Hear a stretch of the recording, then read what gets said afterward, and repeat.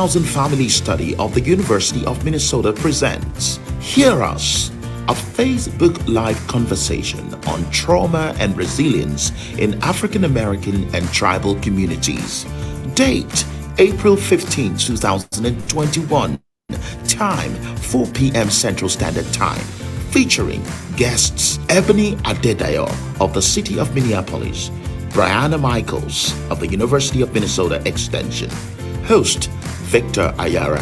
This event is brought to you by the 10,000 Family Study of the University of Minnesota. Don't miss it.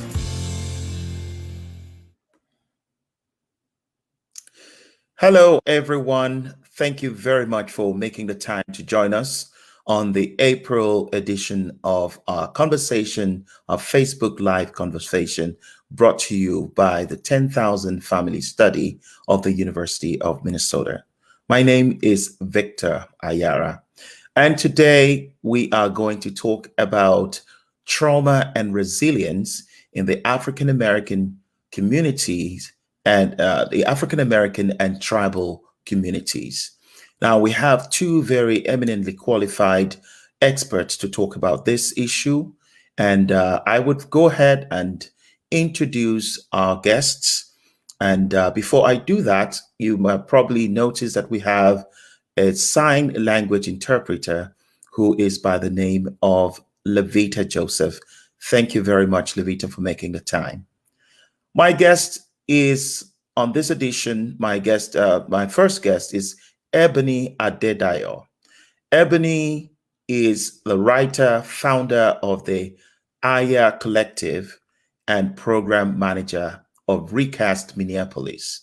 In 2017, Ebony founded the Ayara Collective. I don't know if I'm getting that right, but she will correct me in good time. The Ayara Collective, formerly called the Kinky Curly Theological Collective, KCTC, for African American and African immigrant women, which is focused on writing, education, and training, and spiritual practice.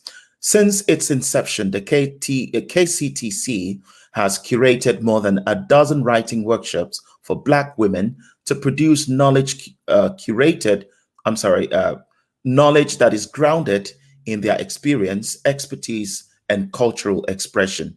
Now, due to COVID-19, in 2020, KCTC hosted its first online writing cohort, Fragmented and Whole, as well as a summer teach-in series, Talking Back, which featured 4 Black women scholars and thinkers sharing their work related to identity, politics, culture, and spirituality.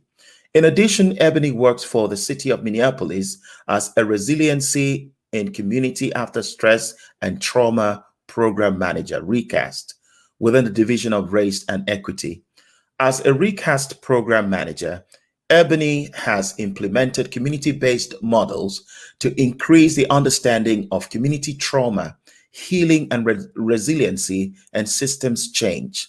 This include, but is not limited to, programs such as the Capacity Building Institute, the 400 Commemoration, and the Northside Oral History Project, which focused on capturing the stories of community elders who have lived in the Plymouth area over the last 50 years. Ebony is also an adjunct faculty member at Bethel University, teaching equity and diversity to social work students with minors in culture and teaching and African American and African studies. She holds a Master of Arts degree in Global and Contextual Studies from Bethel Seminary and a Bachelor of Arts degree in Pastoral Studies from North Central University. She is the recent author of the Gospel According to a Black Woman. Ebony, thank you so much for making the time to join us. Thank you so much for having me. I'm so honored to be here. Thank you. And my second guest is Briana Michels. Briana works for the University of Minnesota Extension as a tribal community facilitator. She is a part of the American Indian Resource and Resiliency Team, which focuses on the opioid crisis by increasing the capital recovery in tribal communities. Prior to coming on board with Extension, Briana saw the major issues facing her community and was trained to facilitate community-based healing workshops. These workshops continue to help to connect the dots between historical and intergenerational trauma tribal communities face today. She is an advocate for mental health and in her previous role, along with many supporting associates, created a successful mental health initiative, which led to receiving the Employer of the Year award from the National Health Initiative, from the National Alliance on Mental Illness, NAMI. She is passionate about understanding trauma, healing the emotional and spiritual body, plant medicines, and overall wellness for the mind, body, and soul. Outside of her full-time work, Briana is a part of the board for A Place for You, a homeless shelter in Pine City. She is also the boxing chairwoman for the Male Lax Band Department of Athletic Regulation and personal trainer through the National Academy of Sports Medicine. Thank you so much, Briana, for joining us. And both you and Ebony, you have a very, very impressive resume. We are very happy to have you join us to talk about this issue, even though it's a sad one. But talking about it, as we believe a 10,000 family study is the step forward towards healing. And just before we begin this conversation, we want to start our conversation today by acknowledging that this is a very painful week for communities in Minnesota and beyond, in the wake of the latest killing of an unarmed Black man, Daunte Wright, at the hands of the police in Minnesota, this time in Brooklyn Center. This has added to what communities have been experiencing for some time, including the current trial of Derek Chauvin for the killing of George Floyd. We hope that this event creates a helpful space for dialogue, processing, and sharing of resources that can contribute to healing. And so with that, we want to start our conversation this evening with our very esteemed guests.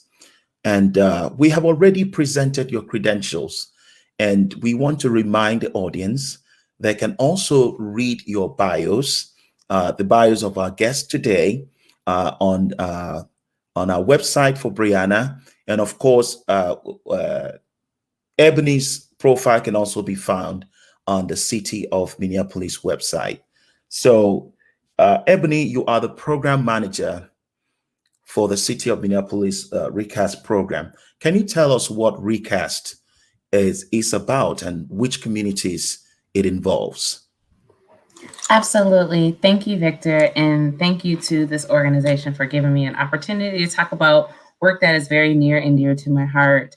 I have worked with ReCAST for the last almost 5 years, resiliency in community after stress and trauma. Prior to me working for the city of Minneapolis, I worked at a nonprofit organization working on growth and development with an equity lens, and really wanted to get involved with ReCAST because it was so focused on looking at trauma and resiliency as a result of police violence. And that was something that I really wanted to address. I wanted to have a hand in providing solutions and healing to our community. Prior to me starting to work for the city of Minneapolis, we had experienced the shooting and the death of Philando Castile, which is very close to where I live in St. Paul. And so this was something that I was really, really passionate about and remain really passionate and committed to. So ReCAST is a nationwide grant that is housed within the Department of Health and Human Services at the federal level that looks at how communities are how communities become resilient when things like this keep happening. Of all of the cities that have this grant, Flint, Michigan is the only city where the inciting incident was not a murder of a Black youth, Black man, Black woman. Flint, Michigan is the only one. All of the other cities has been because of police had murdered someone in our communities. That is why we have the grant. Since we started working on this grant back in 2016, I'm trying to do the math in my head, we have focused on all of our communities in Minneapolis. We know that the intersection of race and poverty and geography and all these other things end up creating so much trauma for our communities. Since I have worked there, I have been really adamant about focusing on the African American community because of my passion, because of my commitment to our people. But ReCAST is broad. We have worked within the Somali community, within the within indigenous communities, within Latinx communities, within other types of communities. We don't just have a racial lens. We also do a lot of transgender equity work as well. And so like race and transgender equity have been like the focal points of our work within the Division of Race and Equity at the City of Minneapolis. All right. Thank you so much for sharing that. And Ellie is saying that she cannot really see Levita's hand. Levita, if you can please step back a little bit where your hand can be more visible. Yes, please. If you can move back a little bit. And thank you so much. All right. Thank you very much, Ebony. And Briana, you are the Tribal Community Facilitator in University of Minnesota Extension. First, can you tell us what Extension is? And within Extension, what do you do? Yes. Buju, Nawakamagu Kwe Indijana Kaz, Name Ndude, Ajamugan Dun Jaba. And good evening, I should say, everyone. Thank you so much for joining us. My name is Briana Michels, and I just introduced myself in my native language, which is Ojibwe. And when we speak to a large crowd or to anyone, that's how we introduce ourselves. So thank you so much, Victor, for that question. So yeah, I am a tribal community facilitator. I work for University of Minnesota Extension, and Extension is like an arm off of the university that really brings the information from the university out to communities. So, so Extension is really a big piece when it comes to community education. And a lot of what we do, we provide technical assistance to tribal communities, to counties, and to our partners that we work with. So our team, so American Indian Resource and Resiliency Team, ended up securing a grant to target the opioid crisis. And so currently our team is working in 2 tribal communities. One is my own community, which is the Mille Lacs Band of Ojibwe. And first, before I mention anything more, I just wanted to know that my heart is with my community today as we are experiencing some challenges and some difficulties that happened in that area today. So my heart is with my community today as well as others, but specifically that one. And then also the other tribal community that we work in is Boys Fort, which is located way up by Lake Vermilion and Nett Lake. And yeah, and then also we do have a few of the counties that we work in as well. So Pine County is another county that we work with, Northern St. Louis County, Aiken County. So we work with those partners as well. So. All right. Yeah, thank you so much. Thank you so much for giving us that background. And can one or both of you tell us what historical or collective trauma is? What has caused it, and how do you both see trauma impacting the communities that you serve and work with? Ebony? Sure, I can start with that question. Historical and collective trauma. So when I think about, and this is one of the reasons why I am so passionate and adamant about working within my community, because I know my story the most. And most comfortable with the experience of my people and my ancestors. And so that's why one of the reasons why I'm so committed to working within Black and African American communities. When I think about historical trauma within the Black community, I think about the Ma'afa, the history of enslavement and being forcibly removed from our origins and brought to this country to make profit for this country that was not yet the United States, but that has become the United States. And by way of that, really displacing and killing off Indigenous people in order to make that profit.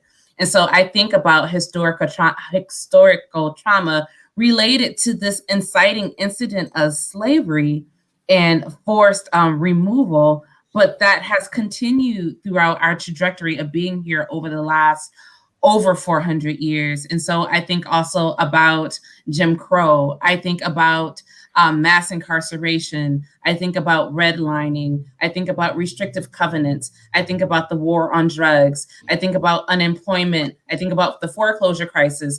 I think about the war on poverty. I think about, like, there's so many things that you could say has been historical, but then we also have this persistent crisis and persistent trauma around police brutality. For me, and what I understand about how trauma works, so much of this is connected to the desire of, or the commitment of the U.S. to racial capitalism and making money off of Black bodies in perpetuity. And so this trauma that continues is directly connected to our ancient past. And so even though the Emancipation Proclamation was signed in the late 1800s, that our bodies continue to be enslavable. Our bodies continue to be things that make profit for the system. And so that historical trauma for me continues, is persistent, is ever present. When I think about collective trauma, it's not just something that is happening to me as an individual. It is happening to so many of our people because of the ongoing crises that we are experiencing. And so it's a communal, unfortunately, a communal thing. I can imagine. Briana, and why did Extension get involved in this trauma work with the tribal community? Can you shed more light on that, please?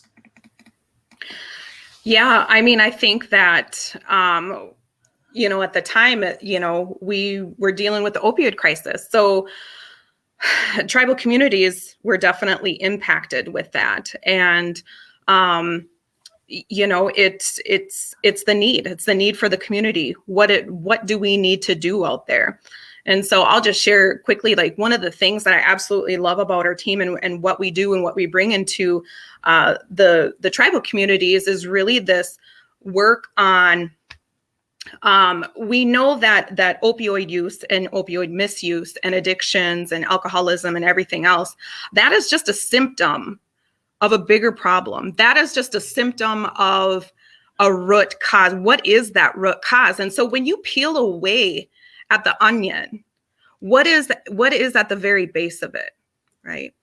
And at the very base of it is historical trauma. It is intergenerational trauma. It is all of the disparities that our communities deal with. And it's ongoing, we think of historical trauma. We think, oh, this stuff happened in the past. But the truth is that this stuff still happens today. We're still dealing with the effects of this historical trauma that happened hundreds of years ago, but yet all of these traumas still happen today. Just like what Ebony said, dealing with police brutality. That's in our face today. And so I'm sure there are many reasons as to why, Extension got involved with that piece of it, but it's honestly, it's acknowledging what needs to be done. And what needs to be done is this bigger realm of healing. We need to start healing individually and allow that to trickle out so that we can heal collectively. Because we know that both need to happen at the same time and together, it's healing. It's healing that root cause, it's healing the deeper issue. We can deal with the the symptoms. We could try to deal with the symptoms of alcoholism and addiction and everything Absolutely. else, but it is that root piece. So Absolutely. I just want to say that, and this is to you, Ebony. I was able to look at some of the videos that ReCAST has put out there, which of course I would encourage our audience members to do so, but not right now, because right now we're having this conversation. When I watch those videos, it just highlights what Briana has said, that, you know, in dealing with trauma, members of the communities take to drugs, other things to numb the pain, and of course, which of course you and Brianna would share in the course of this program. But I want to ask you, Ebony, how and why did the city of Minneapolis get involved in this trauma work with the African American community in Minneapolis? Absolutely. And so I referenced in my introduction that right before I started working for the city of Minneapolis, Philando Castile was shot and killed in Falcon Heights, which is maybe a mile or two away from where I live. I'm really bad at geography, so I don't know the exact mileage and how far away, but right down the street. But prior to that was the shooting of Jamar Clark in North Minneapolis, very close to the 4th precinct, and the occupation of the 4th precinct that lasted for 18, 19 days as communities, really Black folks, activists, Black Lives Matter, other people who were also allied. Like, we know that there were other people that were involved in those protests and those occupation over those 2 weeks to demand justice and accountability from the city of Minneapolis and Hennepin County to prosecute and press charges against Jamar Clark's killer. The city of Minneapolis got involved in this work because, like, that was the inciting incident for the city of Minneapolis, so that we could really begin to apply and look at like how we can make our community better, how we can make our community whole. One of the unique things about ReCAST in Minneapolis is that all of around the country, other municipalities that have this grant, that grant is housed within the health department. The city of Minneapolis is unique in that that grant is housed within the community coordinator's office, which gives us a really great opportunity to not only think about how we make our community better in terms of healing and resiliency, but also how we promote systems change. Because we understand that if we do all of the healing work and we do the trauma work and we're helping people feel better and the policies and the systems remain the same, that we're just setting up people for failure. And so that's one of the reasons why we did the 400-year commemoration. That's one of the reasons why we did the Northside Oral History Project, to lift up these stories so that community staff and electeds could have an opportunity to hear from folks what their experience living in their communities are. And it's one of the reasons why we're doing the Truth and Reconciliation work within the Division of Race and Equity in Ward 8 right now, because we recognize that after all of this time of the division being within the city of Minneapolis and us doing working with ReCAST, that without some structural systemic change in terms of policy, reparations, repair, and other things, and really facing and taking an honest look at how we've gotten here, that our communities will continue to struggle. So it's not enough to ask for folks to go get healed. The systems that's causing the dis-ease, and when I say dis-ease, I mean DIS-ease. So not disease, but the dis-ease, the systems that are calling that have to be held accountable. We have to hold MPD and other forces and other entities accountable for the ways in which they continue to profile, harm, and kill Black bodies. I can imagine. And Brianna, if you would also like to speak on this as well, the question of how this work of trauma and resiliency, how does that process? What are you seeing when you're doing this work, and what does that entail? If you want to speak to that as well. I think you were muted. Okay. Yeah, I was. Thank you. So, I mean, there's so many different pieces that are involved to it that I think what's really difficult is when we don't have the truth out there when we don't have truth of history out there, people think that it doesn't exist, you know? And so I think that really understanding history, understanding the truth of it, because when we can understand the true parts of history, that we are then able to open our hearts, be more empathetic, be more understanding to it, and be able to get to a point where we can make change. I mean, and I share this because I do a workshop out there that's called Healing Through History. And one of the things that surprises me, and don't get me wrong, it's surprising, but it's not surprising at the same time. That there are so many people who work, and I'll just say from my Indigenous lens, our tribal communities, that there are many people out there that don't understand what took place back in history. One big piece of it is because it's not shared in our history books. It's not taught in our schools.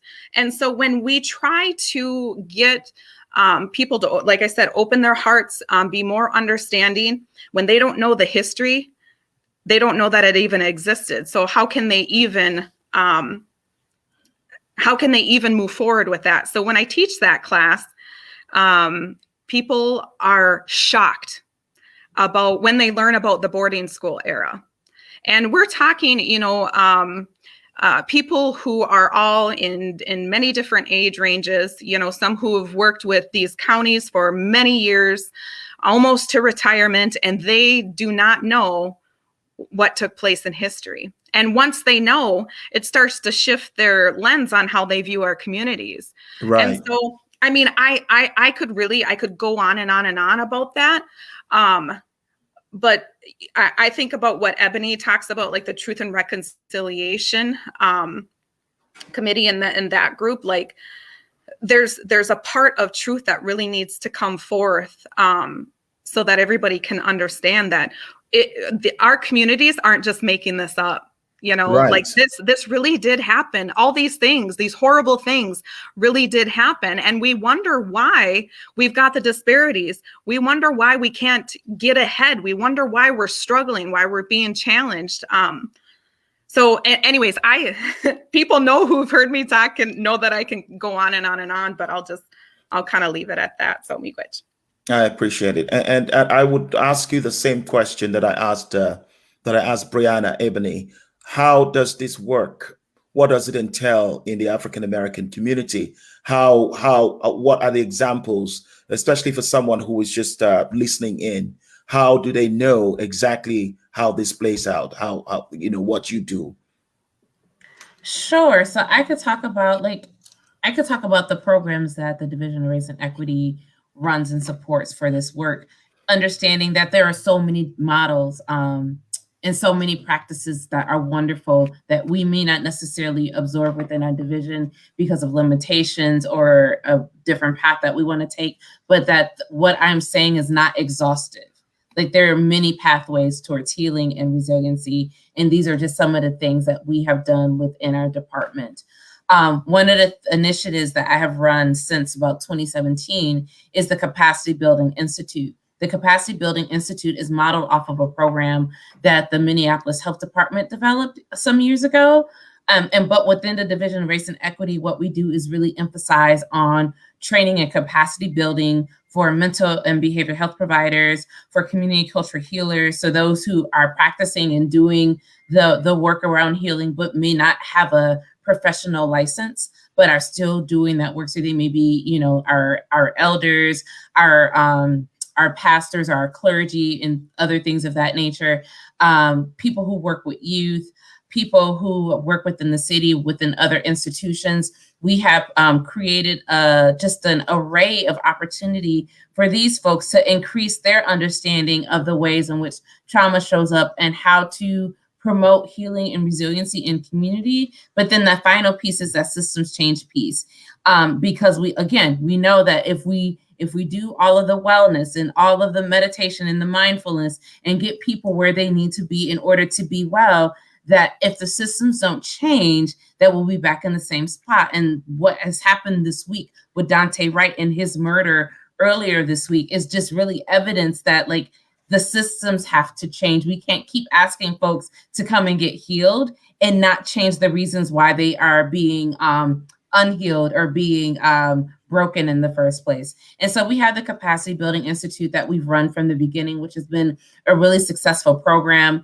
We've had so many different people who've come through to provide training for our communities, and it's something that I've been really, really proud of.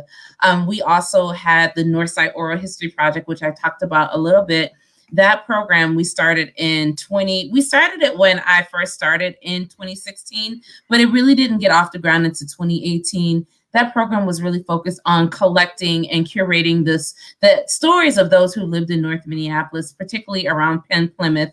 That was where Jamar Clark was shot in 2015. That was also where the Plymouth Avenue riots happened back in the late 1960s. So we wanted to focus on kind of like looking at both ends of that spectrum, understanding how community elders, what their experiences have been living in that community over the last 50 years. And we heard stories about the ways in which the system, the city, Hennepin County, other entities have really failed our communities. But we also heard about stories of resilience and how, in spite of what people were facing, they really pulled together to lean on one another. And then there are other programs that we have, what used to be called ReCAST Connect, which is now the Cultural Wellness Directory. That's an initiative that one of my colleagues leads, and that's about really connecting mental and behavioral health providers and community cultural healers to resources so that they can see and serve more people. We also had when COVID first struck us and hurt our communities last year, we had the COVID Mental Health Fund, which helped connect providers to resources so that they could offset their costs to see more people in therapy as well. So that's just an example of like a few of the programs that we have done within the division. There are so many more. And like I said, there are other examples. Like if we're not doing it, there are other examples out there that are working, that are tried, that are true, because every person that we come across has a different niche, a different skill set. And so maybe doing something completely different, but it's all to the benefit of our communities. Thank you very much. I will be talking about something that is very current, that is very much with us right now. But before I do that, I'd like to encourage everyone who is watching that we do have a $20 gift card. I believe that is our tradition. We have not changed that. My producers have not told me that we've changed that. So as long as you continue to watch and continue to participate, you stand a chance of winning that gift card. Now, I want to bring the next question is related to the current police violence and trial, which of course is unfolding, and the communities that you work with.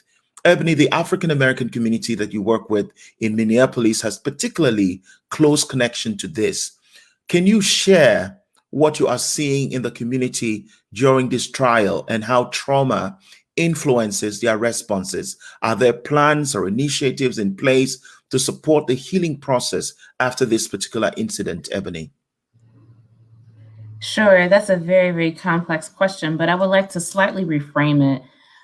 Black people have been adversely impacted by the murder of George Floyd because it reflects the nature of the ongoing brutality, violence, and hatred of Black and African-American people within our community. The protests last summer were evidence of Black people resisting this violence, but Black people are not the only ones pushing back, and I really want to underscore that they were not the only ones affected. There are other communities of color that are affected by this violence. There are, like, white people are also affected. Like, even though white people may be positioned as oppressors, are also affected by this. Like, this is hurting and harming us all. So it's not just an African-American Black problem. It's a societal problem that as a society, we must take up and address as a whole. And so this violence, again, it affects all of us, even if it affects all of us in different ways. And so me saying this is not to say that my trauma shows up the same as everyone else's trauma. My reason in saying this is that we have to take a collective responsibility to addressing what has happened. And Black people cannot do this work alone of uprooting structural and systemic racism. This is not our problem. This is a white people problem. This is an Indigenous problem. This is a problem for everyone that lives within the United States, quite frankly, because it doesn't just happen within Minneapolis, it happens everywhere. So I want to say that. But in light of the trial and the recent murder of Dante Wright, Black people are rightfully experiencing trauma. Myself, I remember earlier this week when I learned about this, like having instant stomach aches and having a headache and having to take off of work a few days because it was just too much.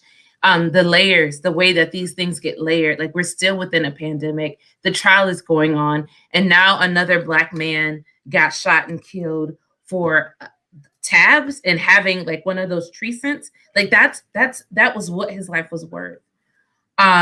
Within the Division of Race and Equity existing program, there are things in place to support healing and resiliency, including, as I've mentioned, the Capacity Building Institute and the Cultural Wellness Directory.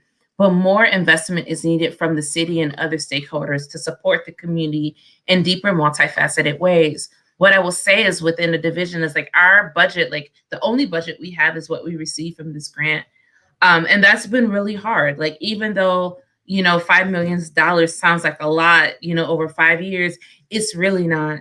And so if the city, if, our school systems, if the county, if other institutions are really interested in this work, they have to make the investment to make sure that we are well, and they have to help us scale this work up. Thank you so much, Ebony. And Brian, still the same question that I'm going to ask you. If have you seen reactions in the Native American community in relation to everything that is happening right now, including the trial that is ongoing? Does this awaken or deepen feelings in those communities too? Yeah, absolutely it does. Gosh, when I think about when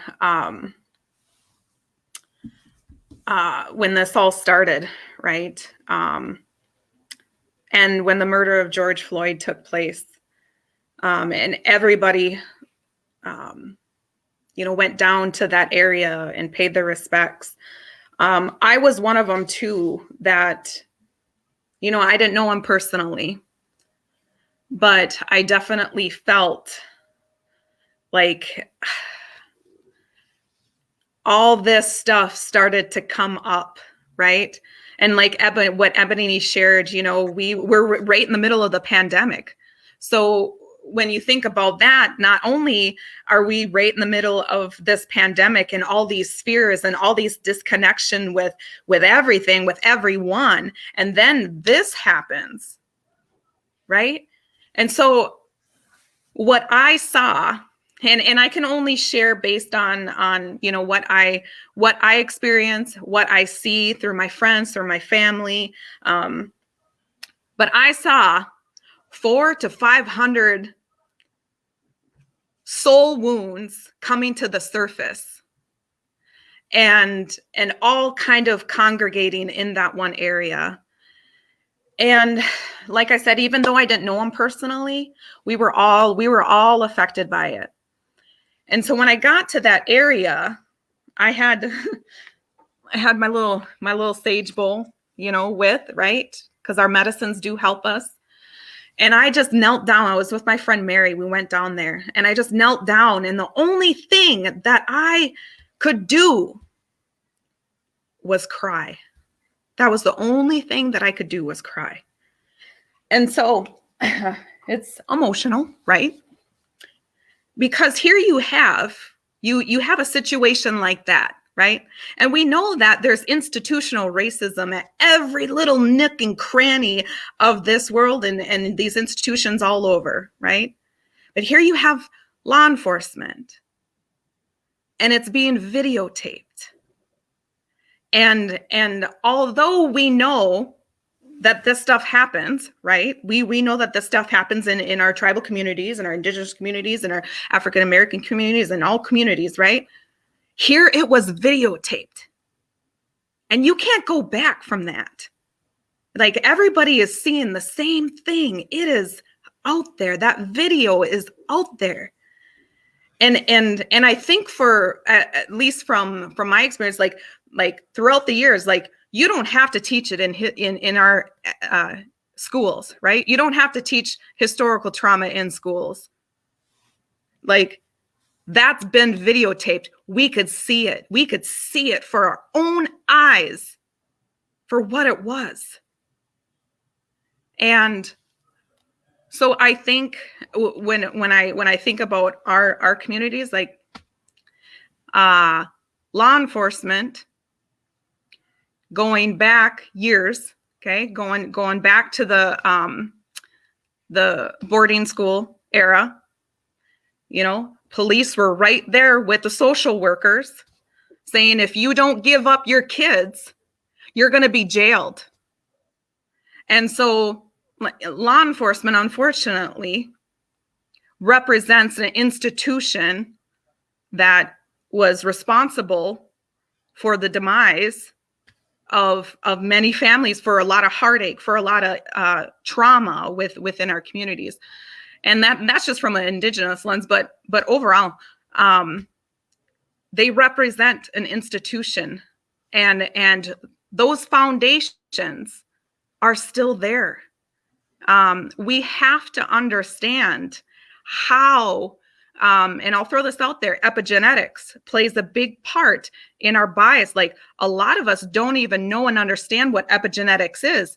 Epigenetics is something that Indigenous communities have known for hundreds of years, but Western medicine and Western science is just now catching up to us, right? But we always knew that all this stuff is passed on through the blood.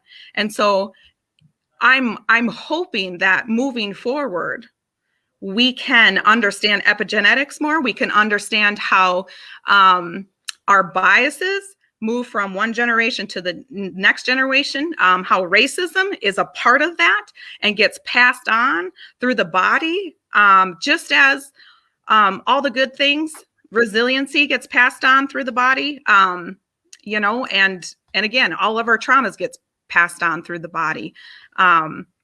Yeah, I could go on and on and on about that, but for our Native community, community, it's hard.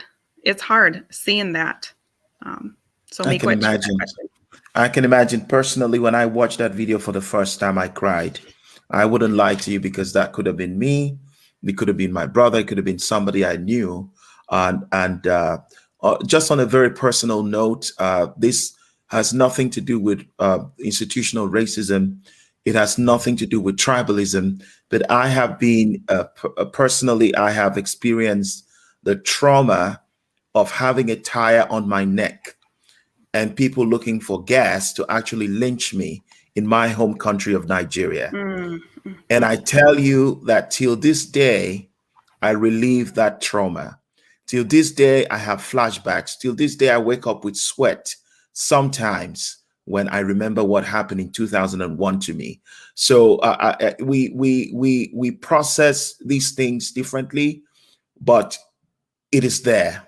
So thank both of you for all the work that you are doing, because it really touches on the core of people surviving and getting past sad events that have occurred to individuals and to communities as a collective. Now, let me ask you this question, Ebony. What else should we be doing on the local, state, or national levels to address historical trauma and support healing and resilience? Yeah, you need to give me a minute. That story that you just told about your own experience. My husband is also from Nigeria, and he shared with me before, like how this jungle justice type of thing. Absolutely. And one of the things that I often talk about is like, yes, my experience is of enslavement. And I think, and there's so much research that has been done to really understand, like by Dr. Joy DeGruy, by Resma Menakem, by Dr. Joy Lewis, like so many people who have done this work to understand how trauma shows up within Black bodies as a result of this history of enslavement. And I'm going to keep saying it till somebody starts taking a pen and takes me seriously on this. We still don't understand the impact of trauma on our brothers and sisters within West Africa, with all throughout Africa who've been affected by colonization. We still don't understand. And I wish that someone more learned and more scholarly and more resourced than I would take that up, because I think sometimes as we're having these conversations, we end up talking past each other because we don't see the connections of the ways in which, like, yes, the traumas are different, but we have to understand that whiteness is a global phenomenon. White supremacy is a global phenomenon. And colonization all throughout the globe has impacted us in so many different ways. And I think sometimes when our African brothers and sisters come to this continent, they talk about the trauma of historical racism here, but like, let's back up and really unpack like all of these things from a historical standpoint and how we have all been affected in our own geographies by white supremacy and world colonization. So my heart goes out to you just as you were sharing that. I'm like, I can't just keep talking. Like, that's a lot. White supremacy has done a lot to us and to our people. And so to your question, I think this is related. What can be done? How do we heal our communities globally? How do we heal our communities locally and nationally? What more can be done? The policies have to change. I can't stress that enough. We can have more healers. We can have more workshops, which we need. And so I'm not saying we've done that to scale. We still need that. We still need more investment in therapy, more investments in these culturally relevant ways in which we heal. Briana talked about how epigenetics has always been something that has been conceptualized within Indigenous communities. That needs to be something that all of our communities understand to scale. So we still have more work to do there. So there's more work to be done in terms of how we access our healing through Western ways and through our traditional ways. And at the same time, we can't take the onus off the system. We can't take the onus off of these policies, as these institutions that have created these phenomenons. We can't take the onus off of countries within Europe that have disinvested our communities here within the United States, as well as across the globe. Like, we have to hold these systems, these countries, these players accountable to how much they've harmed us. There's so much work that is being done right now to pursue reparations within our country. Like, that's a worthy goal. That's a worthy, needed goal, because there has to be repair, not just in terms of financial dollars. That's a part of it, but there needs to be policy reform. There needs to be change, and not just a tinkering with it, as Michelle Alexander talks about in responding to the war on drugs. We can't just tinker around the edges. We have to drastically reform our systems and our institutions to stop the harm. I was in a conversation earlier today, and I'll be quick so that Briana can respond to this question. I was in a conversation earlier today where we were talking about the truth and reconciliation work that we're doing within the city.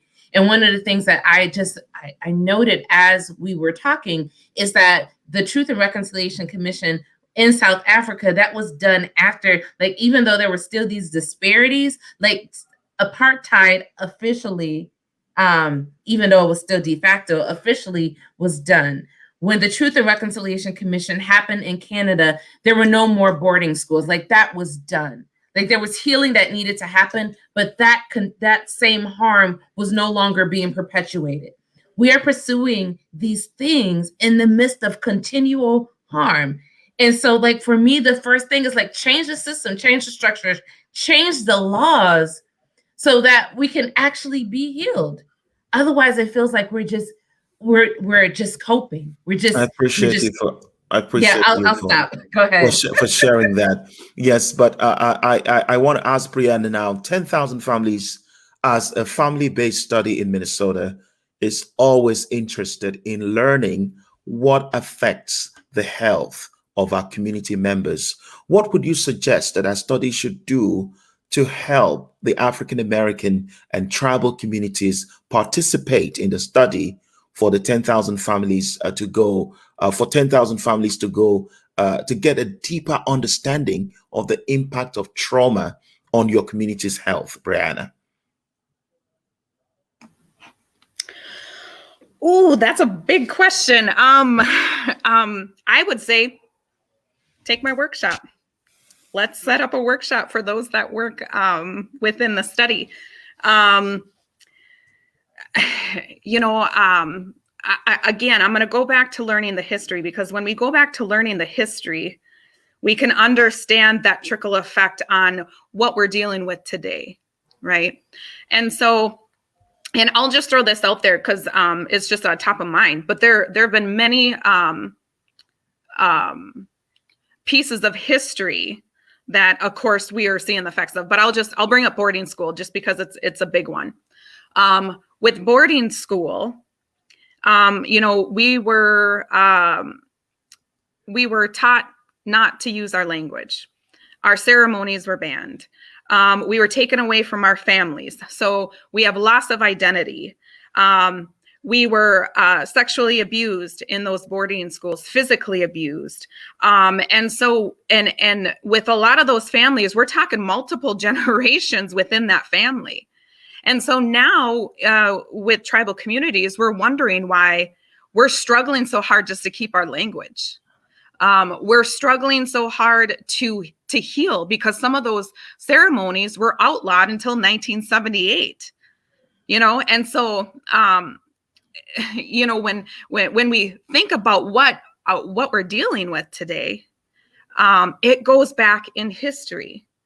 And so once we can know history and understand that piece, then I feel like moving forward, we'll have a better idea on where we need to go with that. Broken treaties is another one, and I was speaking yesterday, and I asked the folks on my presentation, and is that something that continues today? Absolutely it is. We still have the government that aren't honoring the treaties today. We have so many people that don't understand what treaties even are, and so when we can get more understanding, more knowledge about history, how can we move forward from there? But I think the question is, it's simple yet complex. I'll invite you all to my training. We could specifically have one, but again, it's understanding historical trauma, intergenerational trauma, how it correlates, how it connects the dots to addictions and to some of the ways that we cope. Because for a lot of us, it's an everyday struggle trying to keep that pain down, trying to not feel. And there are many different masks that we wear, many different unhealthy ways we cope just to try to not feel. And so my workshop is about that. And so if we can schedule something, I'd be more than willing to do that. But yeah, so that's I would offer that to the 10,000 family study. So okay, thank you very much, and I apologize for that audio intrusion. I will ask the same question to you, Ebony, especially with the 10,000 family studies. Interest is in how we can support our communities through the studies that we do. How do you think that we can help the African American community to participate in the study that we do in order for us to get a deeper understanding of the impact of trauma on the African American community? Absolutely. So I think relationship building is key. When I first started within my role within the Division of Race and Equity, and even prior to when I worked within a nonprofit organization, you learn that organizing and one-to-ones are the key to any successful work that is going to happen. And so I would say relationship building, one-to-ones, Zoom meetings, coffee meetings, getting to know people, in a real meaningful way, and understanding self-interest. And so like that's just a little organizer, like how to But I think in addition to that, having an understanding of the historical structure and persistent racism as causes of the trauma, like people aren't out here just buck wilding for no reason. Like that trauma is deep, as Briana has already illustrated. And why that trauma exists is because of the structures that have caused the trauma. I say this because it's important not to problematize communities and their experiences. We have to have an analysis of the systems, the policies, and the decisions that have caused these disparities. I will also say that with this, who is doing the work on the team that represents the communities that you want to work in? I know within the African American community, we're real protective over representation. Like that means a lot to a lot of folks. And so I think about like who are you working with? Who are you contracting with? Who are you consulting with that actually has those relationships, that actually represents these communities that you want to work in, not just from a tokenized way or from someone who's like, oh, this person is on the administrative team. Like, no, people who are actually making key decisions in the programs and the functions. I appreciate both of you. And I just want to say a shout out to our winner for today, because we promised that we would give a $20 gift card to a winner. And normally we would have a draw based on participation. And we have a lot of people behind the scenes that you can't see, but we do have a winner. And our winner for today is Michelle Bai. Michelle, congratulations to you. You are our winner, and definitely you will get that gift card. Our team will get in touch with you. And if you're looking to get more information about 10,000 Family Study of the University of Minnesota, please email us at 10kfs@umn.edu. I want to take the time to you both of you have been very serious people, because we were having a very serious conversation. But just before we go, what do you do for fun, Briana? How do you relax? What is the thing that you do when you are not out there advocating for your community? What do I do to relax? I ballroom dance. So I've been doing that. And I exercise. I do that too.